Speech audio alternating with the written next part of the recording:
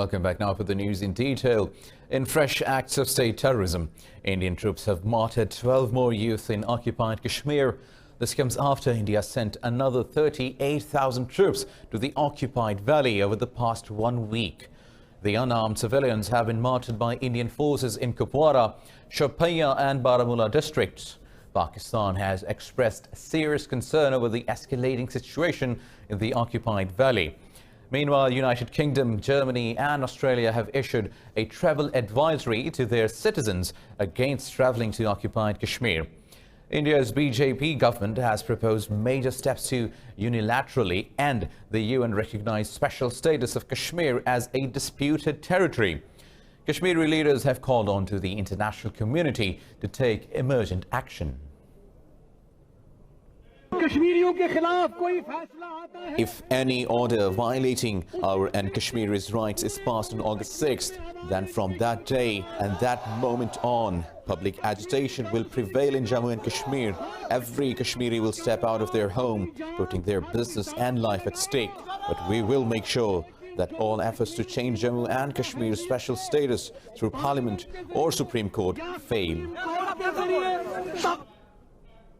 Now we have with us Sardar Masood Khan, President of Azad Jammu and Kashmir. Thank you for being with us. So, how does the government of Azad Kashmir view India's increase in troops in occupied Kashmir and the escalation on the line of control? Well, the people in occupied Kashmir are terrorized, and we are alarmed on this side because of the constant hostile fire by Indian troops across the LOC, which has resulted in many deaths and injuries and destruction of houses and property and livestock and crops. So we believe that India has gone berserk and it is deliberately creating a war psychosis in the Indian-occupied Kashmir and also in the whole of India and the region.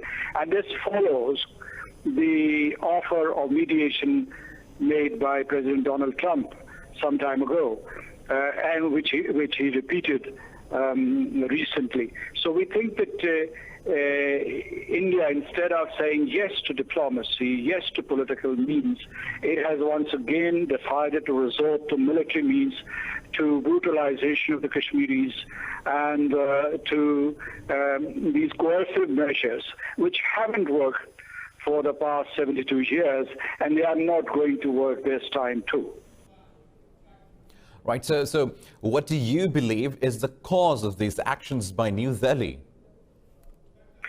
There are many causes. One is the rejection of diplomacy, whether it is international multilateral diplomacy or third-party mediation or bilateral diplomacy or trilateral talks between Pakistan, India and the people of Jammu and Kashmir. Second, India, its ruling party, Bharatiya Janata Party, during the election campaign had promised that it would alter the demography of the Indian occupied territory by rescinding Article 35A, which recognizes special privileges of the Kashmiris, like their permanent residence, employment, scholarships, acquisition of property. So probably they are following up on that commitment. There are also rumors that they are trying to trifurcate Kashmir, and they want to declare Jammu as a separate province and take Ladakh into the centre's direct control. There is also a possibility that they want to prepare the ground for a relimitation or delimitation of the constituencies in order to reduce the Muslim majority into minority in the areas where they have majority. So there are multiple purposes, but the most sinister plan would be to transfer populations and deport people out of Kashmir, or to manage an inflow or influx of non-Kashmiris from India, from Punjab, from Bihar, from Bengal, from Rajasthan, under different pretexts. So as you can see, there are multiple reasons, but right now the existential threat to Pakistan and the Kashmiris is that India has chosen the path of warmongering, and it has instilled fear all around in the region and internationally. And what they want to do is to make the situation volatile. Therefore, Pakistan should be fully prepared militarily, and Pakistan's nation should respond effectively. Kashmiris should also brace for this eventuality, because India from time to time commits aggression against Pakistan, and at times it starts off these false flag operations, which it calls terrorism, and then accuses Pakistan for being behind them. So all possibilities are there, but we should take a firm stand, and at the same time, we should enlist the support of the international community, which means the support of the United Nations Security Council, United Nations Secretary General, permanent members of the Security Council. And in this regard, the Foreign Minister of Pakistan has reached out to the United Nations Security Council. I think that the Foreign Office here in the capital, Islamabad, has also briefed the permanent 5 members. So we need a very strong, robust diplomatic offensive to counter India's moves. Rightly said, sir. Coming to you lastly, India dropped cluster bombs yesterday along the civilian population areas along the line of control in violation of the Geneva Convention, sir. A word on that too. This is an egregious violation of the International Convention on Cluster Munitions, of the Geneva Conventions, and international humanitarian law. And we have condemned it. We have drawn the attention of the ICRC, the International Committee of the Red Cross, to take cognizance of the situation. The other steps that it is taking, for instance, changes in the demographic composition of the occupied territory, they also violate the 4th Geneva Convention, its additional Protocol 1, then the Statute of the International Criminal Court, and several resolutions of the United Nations Security Council and General Assembly. So India is violating international law and international human rights law flagrantly. Right, Sardar Masood Khan, President, Azad Jammu and Kashmir, thanks for joining us live on Indus News. Now moving on with the news stories. India has, according to a meeting of the Pakistan's National Security Committee, has condemned India's use of cluster ammunition across the line of control. The meeting was called upon global community to take notice of Indian aggression in the occupied valley. Chaired by Prime Minister Imran Khan, the meeting also evaluated the recent acts of violence by Indian troops in occupied Kashmir. The meeting was called after Indian Army used a cluster ammunition to target the civilian population across the line of control. India has committed 1,876 ceasefire violations so far this year, martyring 19 civilians and injuring 148 people. Earlier, Foreign Minister Shah Mahmood Qureshi summoned an emergency advisory meeting of former foreign secretaries. Qureshi said India's human rights violations in occupied Kashmir are a matter of concern for the global community. Meanwhile, Iran says it has detained a foreign ship smuggling 700,000 litres of fuel to sub-Arab states in the Persian Gulf. Iran's Revolutionary Guard said 7 crew members on board have also been detained. The state media said the vessel has been shifted to Bushehr province. This comes amid high tensions in the region after Iran and the UK have seized each other's oil tankers in July.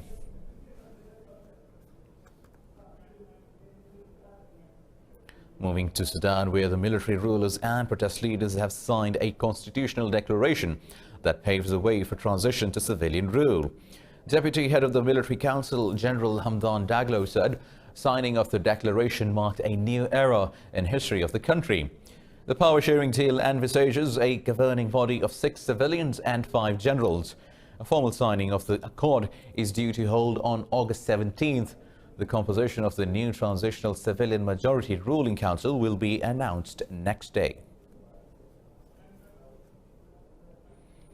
In the United States, 10 people have been killed and 16 others injured in a mass shooting outside a bar in Ohio's Dayton City.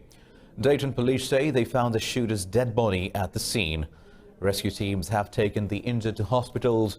This comes hours after a mass shooting in El Paso, Texas, that killed 20 people. Police say many among those wounded have life-threatening injuries.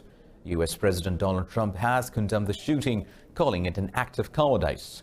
City's Police Chief Greg Allen said police have arrested 21-year-old suspect Patrick Rusius. Texas Governor said such incidents are disgusting and cannot be tolerated. We are going to aggressively prosecute it both as capital murder, but also as a hate crime, which is exactly what it appears to be without having seen all the evidence yet. I don't want to get ahead of the evidence, but we have to be very, very clear that conduct like this, thoughts like this, actions like this, crimes like this are not who or what Texas is and will not be accepted here. He also said 3 Mexican nationals were killed in the Walmart shooting. Now moving on to Afghanistan, where Afghan forces have killed Taliban's designated deputy governor for Panjshir province, Abdul Ahad, in a military operation. This comes a day after shadow Taliban governor of Farah province, Mullah Abdul Bari, was killed in an airstrike. Afghan Interior Ministry said Taliban leaders who was killed along with his 5 bodyguards in northeast Kapisa province. The ministry said the killed commander, also a member of Taliban military commission and involved in terrorist activities. Taliban have not yet commented on the report. Now, negotiations between the United States and Taliban in Doha have entered their second day. The talks push for a peace deal to end the 18-year-old war in Afghanistan. Special Envoy Zalmay Khalilzad said the U.S. is ready for a peace deal, allowing it to withdraw forces from Afghanistan. Taliban spokesperson Suhail Shaheen said the negotiations may take several days. Withdrawal of U.S. forces and a Taliban pledge to prevent terrorist attacks from Afghanistan dominate discussions.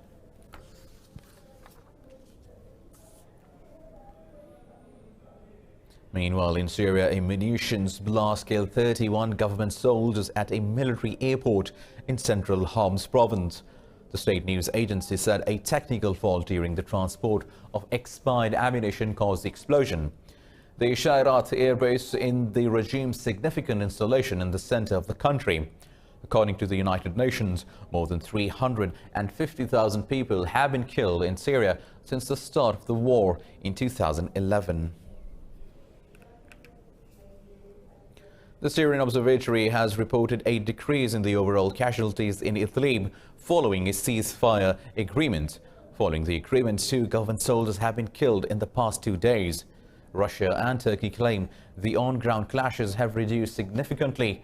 Washington has praised the ceasefire in Idlib and sought an end to the persecution of civilians and infrastructure. In a statement, the U.S. State Department commended the efforts by Turkey and Russia to work together to realize this milestone. The ceasefire agreement was reached at the 13th round of international talks to resolve the war in Astana, Kazakhstan. 31 people have died and 3 others are missing after 3 passenger boats capsized in rough seas of the central Philippines.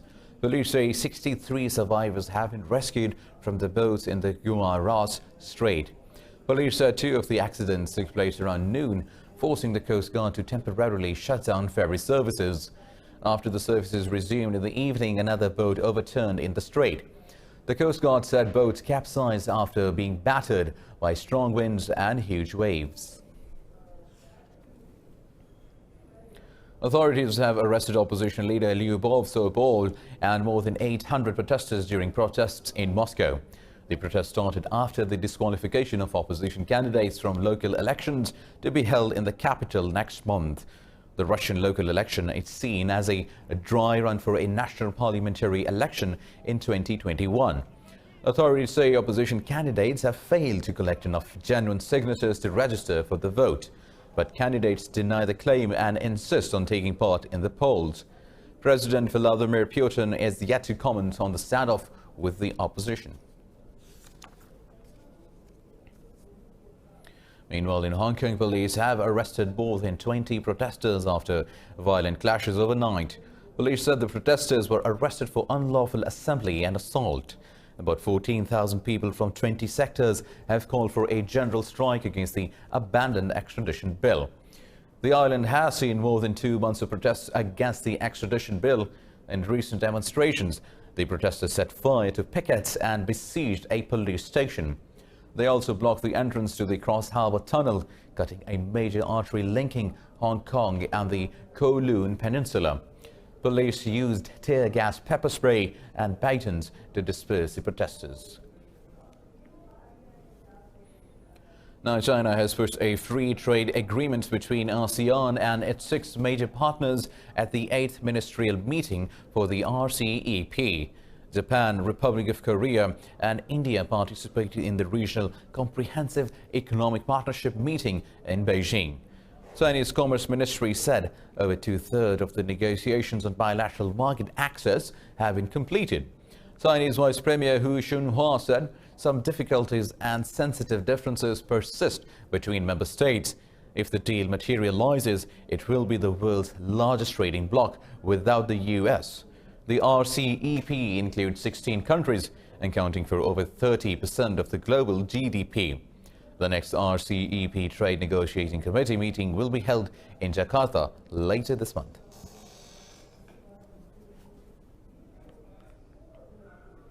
Now, the UK has asked the EU to revise its Brexit deal in light of changed political realities after the bloc's elections. Brexit Secretary Stephen Barclay said there is a need for EU to alter its approach after changes in the EU Parliament. Barclay said the bloc must give its chief negotiator mandate to revise the withdrawal agreement with London. He said the current deal is doorway to a hard Brexit that will hurt interests of both parties. Barclay called on European Union leaders to allow Michael Barnier to find common ground with the United Kingdom. Meanwhile, Brussels has consistently insisted that the withdrawal agreement cannot be renegotiated. The European Commission has warned about the potential use of drones to carry out terrorist attacks. European Union Security Commissioner Julian King said the technology can be deployed by those seeking to attack Europe. In addition to legitimate use, King said the efficiency of drones made them viable for use in hostile acts. He asked the authorities to monitor the threat both as it appears today and how it will look in the future. In an interview, King said he supports efforts by EU states trying to effectively legislate against the threat of drones. Meanwhile, a German-flagged NGO rescue ship carrying 40 migrants has been allowed to dock in Malta. Italian authorities denied the rescue ship permission to dock earlier this week. Meanwhile, Spain's Maritime Rescue Service said it saved 59 migrants, nearly all of them minors. The German vessel Alan Kurdi set sail for the Mediterranean island group after being turned away by Italian authorities.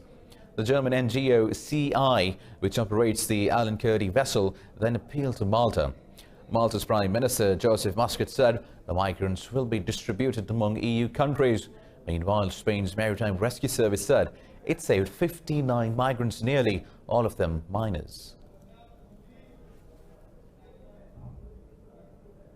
Indonesia's capital, Jakarta, and neighboring provinces on Java Island have been hit by a major electricity outage. The state power company says the blackout was caused by a technical problem at a number of power stations on the island. The outage disrupted traffic lights and train networks, leaving passengers stranded. The company said it is not clear how long the disruption might last. Jakarta is a center for government and business in Indonesia and is home to more than 10 million people. Moving on, French inventor Frankie Zapata has succeeded in crossing the English Channel on a jet-powered hover boat he designed. Standing on a little platform powered by 5 small jet engines and carrying kerosene in a backpack, Zapata took off from Sangate. Stopping about halfway through for fuel, he completed the journey in about 20 minutes. The Frenchman waved to spectators before landing in St. Margaret's Bay on Britain's southern coast. Earlier, Zapata was knocked off balance on his first try in July.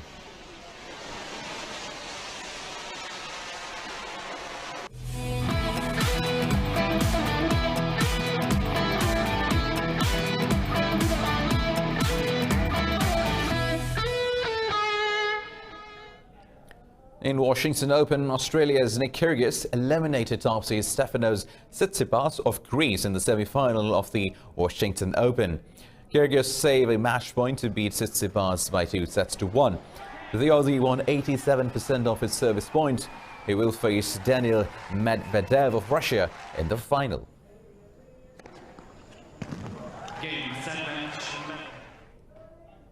In the Pan American Games 2019, Mexico's duo have won gold medal in men's synchronized 3-meter springboard diving finals. Mexico's Yael Castillo and Juan Celaya took top honors, achieving a score of 429.81 from their 6 dives. Canada's Philippe Gagnon and Francois Abieu-Dulac settled for second on 414.21. While Michael Higson and Andrew Capobianco from US scored 404.13 for bronze. India have started their T20 series against West Indies with a victory at Lauderhill, Florida. Navdeep Saini outclassed Windies batsmen after Virat Kohli elected to field. Saini had a dream debut, taking 3 wickets for 17 runs. Kieran Pollard scored 49 runs to take his team to a fighting total on a bowling track. India had a shaky start, but a collective effort guided them to victory.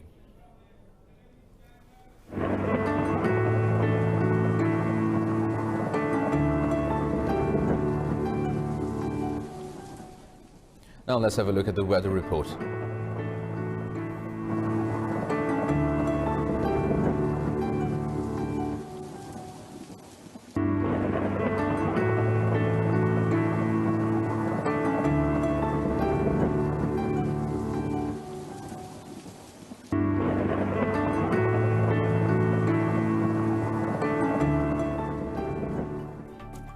Well, that's all for now. For more news and updates, keep watching Indus News.